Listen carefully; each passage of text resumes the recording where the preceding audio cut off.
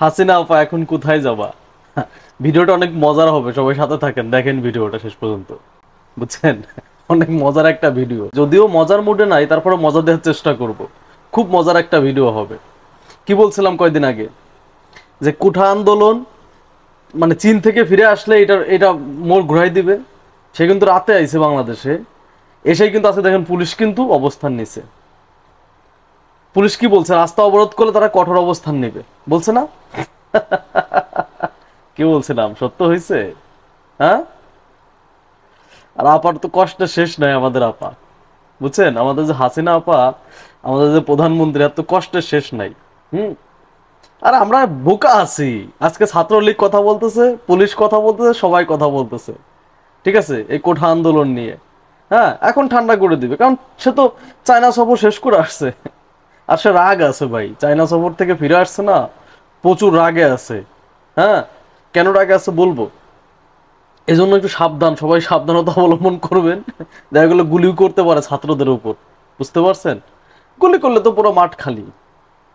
বাঙালি তো মনে করেন যে ওই যে ফাপড় মারতে পারি আমরা, কিন্তু যে পিস্তলের সামনে দাঁড়াইতে পারি না, সেই ক্ষমতা নাই। হ্যাঁ, যাদের এই ক্ষমতা ছিল তাদেরকে দমাই দেওয়া হয়েছে, তারা এখন মাঠে নাই। আর এখন মাঠে শুধু আছে শুধু শিয়াল আর কুত্তা, বাঘ নাই। বাঘ যখন আবার মাঠে আসবে, সেই দিন বাংলাদেশের মানুষের মুক্তি হবে, তার আগে হবে না।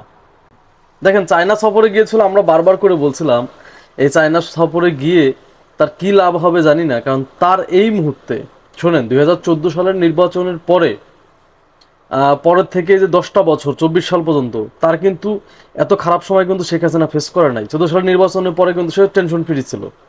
হ্যাঁ, এই যে 18 সালের নির্বাচনে টেনশন ফ্রি ছিল, কি জন্য ছিল? কারণ তার কাছে ছিল হচ্ছে আপনার ডলার, বুঝতে পারছেন? টাকার জোর ছিল তার কাছে। কিন্তু এই টাকার জোর এখন এমন একটা পর্যায়ে চলে গেছে, টাকা নাই। টাকা নাই রে ভাই। হ্যাঁ, ওই যে একটা কথা আছে না, যে আপনার ইনকামের থেকে যদি খরচ বেশি হয় তাহলে সেই সংসার তো বেশি দিন টেকে না, বুঝতে পারছেন? বিভিন্ন দেশ থেকে লোন টোন নিয়ে বাংলাদেশের প্রকল্পের নামে লুট চলছে, হরিলুট চলছে ভাই। বাজেট না হলে তো চুরি করতে পারবে না, বাজেট করতে হবে। হ্যাঁ, যে রোড করতে লাগবে 1 কোটি টাকা, সেটা 10 কোটি টাকা লাগাই দেবো।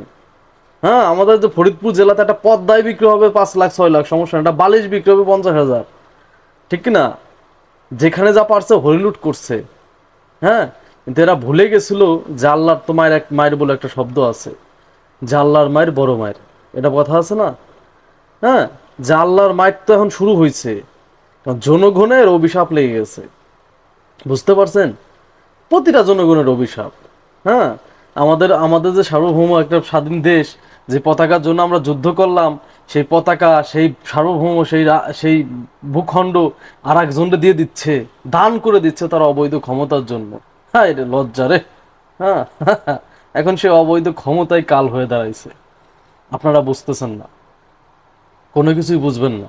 হ্যাঁ, আপনাদের একটা কথা বলি, যদি কেউ কোনো মানুষ দেখবেন, গরিব মানুষ কিন্তু বড়লোকের বাড়ি খুব আশা নিয়ে যায়। হুম, যে আমাকে 10,000 টাকা ধার দেন, আমি আপনারা দিচ্ছি। হ্যাঁ, এভাবে কিন্তু আশা নিয়ে যায়। এটাই তো হয়, যে বড়লোকের বাড়ি যায়, তখন বড়লোক কি করে, আমাকে তো এখন টাকা পয়সা নাই রে, যা তোরা এই 2,000 টাকা দিলাম, কোনো রকম চালাই নে। এইটাই তো বলে। দেখবেন প্রতিটা ক্ষেত্রেই কিন্তু এটা ঘটে। যদি 5 লক্ষ টাকা চান, আপনাকে দিবে 50,000 টাকা, 10,000 টাকা দিবে, এইটাই দিবে। তো বাংলাদেশে মনে করেন আমাদের প্রধানমন্ত্রী গেছিল বুক ভরা স্বপ্ন নিয়ে, যে চায়না তাকে হেল্প করবে, ঠিক আছে?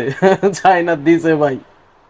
ওই যে বড় লোকের বাড়ি গেলে সামান্য কিছু অপমানি করে পাঠাইছে ভাই, এর থেকে অপমানের কিছু আছে? হ্যাঁ, 300 জন লোক নিয়ে গেছে, চিন্তা করা যায়? হ্যাঁ, এদেরকে আমি ফকিন্নির বাচ্চা বলে, যারা গেছে চোর, এসব চোর জনগণের টাকা মাইরে মানে ফুটেঙ্গিরে দেখায় পারে না। 300 জন সফর সঙ্গী নিয়ে। আর সব থেকে লজ্জা লাগে কি আমার, নির্বাচনের আগে দেখছেন যে প্রয়োজন ছাড়া, নির্বাচনের আগে কতটা গুরুত্বপূর্ণ সময় না, প্রয়োজন ছাড়া আমেরিকা যায় বসে থাকে, লন্ডনে গিয়ে বসে থাকে নির্বাচনের আগে। হ্যাঁ, আর চায়না গিয়ে মনে করেন যে কি ব্যস্ত, বাবারে বাবা, একদিন আগেই ফিরে চলে আসছে। অপমান নিতে পারে নাই ভাই, বুঝতে পারছেন? অপমান করছে, চায়নায় গেছে না, ডাইরেক্ট অপমানই করে পাঠাইছে। এটা নিতে পারে না, যেন সহ্য না করতে পারে, মানে তোরই ঘুরে ঘুরে চায়না ছাড়ছে, যে চায়না থাকবো না, আমার এত অপমানই করতেছে। হুম। অপমানই করে পাঠাইছে। এই জাতির, তার অপমানই মানে শুধু তার অপমানই না, এটা জাতির অপমানই, পুরো বাংলাদেশের জন্য একটা লজ্জাজনক একটা ঘটনা। যে আমরা গেলাম আশা নিয়ে, বুক ভরা আশা নিয়ে, যে আমাদের এত টাকা দেন, আমরা চাইলাম সাপোজ 1 লাখ, আমাকে দিল 10,000 টাকা। এর লজ্জা না, একটা অপমান না? হুম। আর আমরা মানুষের কাছে হাত কেন পাতবো? হয় আমাদের ইনকাম নাই, আমরা কেন হাত পাতবো? কেন বলেন? হাত পাততে হবে, সামনে সময় চলে আসছে। কারণ শেখ হাসিনার সামনে সব থেকে বড় ভয় যে বিএনপি কখনো আন্দোলন করে তারা নামাইতে পারবে না, জামাতও পারবে না, ওই যা যা আছে কেউ পারবে না আন্দোলন করে। কিন্তু জনগণের পেটে যখন টান লাগবে তখন অটোমেটিক সে এমনি নেমে যাবে, শ্রীলঙ্কার মতো কন্ডিশন হয়ে যাবে। বুঝতে পারছেন? তার ভয় হলো এটাই যে শ্রীলঙ্কার মতো কন্ডিশন হয়ে যাবে। আর সেই ভয়েই সে কি করতেছে, এই কন্ডিশন থেকে বাঁচার জন্য দৌড়াদৌড়ি করতে, টাকার জন্য। ভাই টাকার জন্য পাগল হয়ে গেছে সে, টাকার জন্য গেছে পাগল হয়ে। কারণ বাংলাদেশের জনগণ, শ্রীলঙ্কার মানুষ যদি যেটুকু করছে, যদি এইটুকু বাংলাদেশের সাথে সাথে যদি এটা ঘটে, বাংলাদেশ যদি দেউলিয়া হয়, ভাই শ্রীলঙ্কার তো এমপিদের যে ইয়া করছে, প্যান্ট খুলছে। আর কিছুদিন আগে দেখলাম না, জুনিয়র সাকিব নাকি একটা পোলায়, যে ইউটিউবার নাকি, টিকটকার, ওর যে মানে প্রসঙ্গ কেটে নিছে না ওর স্ত্রী, তো শ্রীলঙ্কা তো শুধু প্যান্ট খুলছিল, জাইঙ্গা অবশিষ্ট রাখছিল ভাই, আন্ডারওয়্যার। বুঝছেন? বাংলাদেশের একেবারে গোড়ার থেকে কেটে দিব ভাই। গণভবনের ঢুইকা, ঠিক আছে, ওই এমপি মন্ত্রী গোড়ার থেকে কেটে দেবো বাংলাদেশের জনগণ। বাংলাদেশের জনগণ অত ভালো না, এটা শেখ হাসিনা খুব ভালো করে জানে। হ্যাঁ, খুব ভালো করেই জানে। এই জন্য ওয়েট করতে থাকেন, দেখতে থাকেন ভাই। বুঝতে পারছেন? আল্লাহর মায়ের হলো সব থেকে বড় মায়ের। আল্লাহর মায়ের যখন শুরু হবে না, শুরু হয়েছে, এটা নিতে পারবে না, সহ্য করতে পারবে না। যাই হোক, ভালো থাকবেন সবাই। আসসালামু আলাইকুম।